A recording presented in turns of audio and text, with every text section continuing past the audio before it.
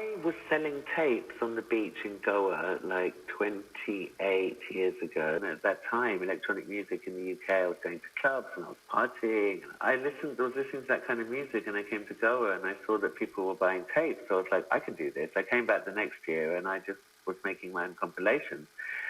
And I was selling them on the beach. And then I just sold shitloads. And then I was doing that for 3 or 4 months every year. And most people who bought them were foreigners, travelers, hippies, traveling to India. So then the music traveled around the world. Those tapes became those travelers' best friends. They listened to them every day. They shared them with people. Eventually, people asked me to DJ in India because this started, and I started DJing from tapes. You've heard of all of these famous brands, all these venues, you know, super popular, and then they come to India and then it feels like it's part of us. At the time, the scene really felt like a family you hated, of, you know, family members that you fought with. Dysfunctional, exactly. Which family isn't dysfunctional? For me, it was easier to cut through the noise purely because I used the harp as my USP. And it also backfired for me personally because I felt like it became this identity for me, which then put pressure on me. But that's the only way I kind of got some footing into the industry, because people were just like, oh fuck, there's an Indian harpist on the scene who's also a singer-songwriter. Cool, like, can she play on our set? I started off playing in a metal band when I was 12 or 13. It used to be called Cooperative Cemetery, and I used to play bass. So that is kind of where I started. It went a long way from the metal scene. I've been around the music scene for a while. I always wanted to get some kind of job or be associated even work-wise just with music. You can't just be this person who goes and like yaps on the mic and thinks that the world is going to change. You have to fucking get down and do stuff on ground also.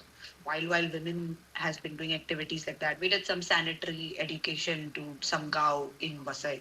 And in whatever way, basically, I want to try and do it firsthand. Like it's not only about the speaking, and I've always felt like that since I was a kid. Even if I become famous, even if I don't become famous, I just want to make sure what I'm trying to put across goes across.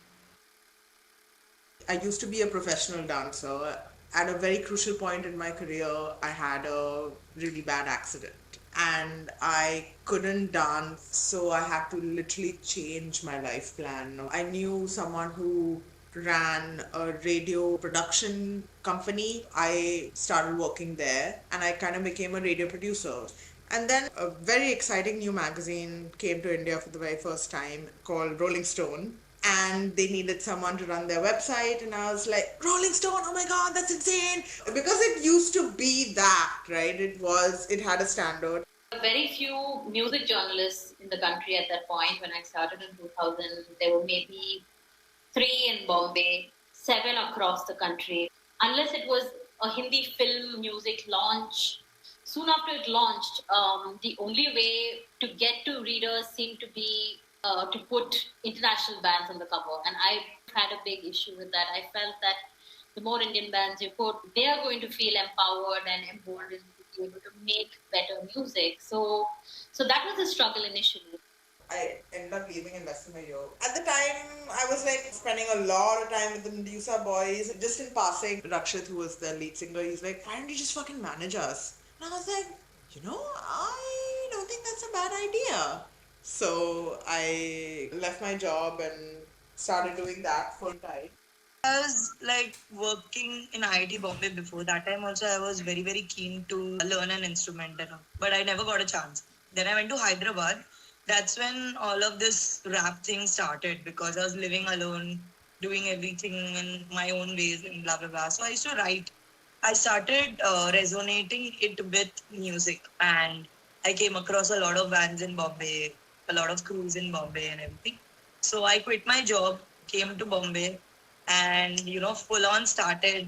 Instagram pe there was something called as revolution that was happening that time. There's some competition. And I took part. This was in 2017-18. So Instagram page is like, are you serious about it? I'm like, yeah, man, of course, I want to do socio-political rap. So then he put me in touch with Swadesi. Like Dharmesh and Mawali were like my mentors. Mainly Mawali was my mentor. He kind of took me through the whole process of music making after the song is out and everything, the process of it. Musically, he taught me a lot of shit. So since I think 2018 to now, he has been like consistently doing my quality check. You have to take chances because our fear of failure is so huge that fuck, if we fail, the world's gonna end. No, dude, if you fail, you're just gonna do better next year. I'm just glad things are improving and moving. I'm sure it's very, very different now than it was. It's 2022.